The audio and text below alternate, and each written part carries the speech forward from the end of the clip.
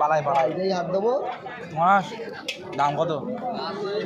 হ্যাঁ ও লোকের নাম ওর না সবজি বিক্রি করছে ওর হাঁস হয়। যার মুরগি মনে হচ্ছে হাঁসতা কেউ ভালোই পাওয়া যাচ্ছে। এগুলো মনে হয় এ হাঁস মাসকবি বলে মেরি হাঁস সাইন্টিফিক নাম বললে এখানে কেউ বলছে না বুঝলে, এখানে অন্য নাম বলতে মেরি হাঁস মেরি হাঁস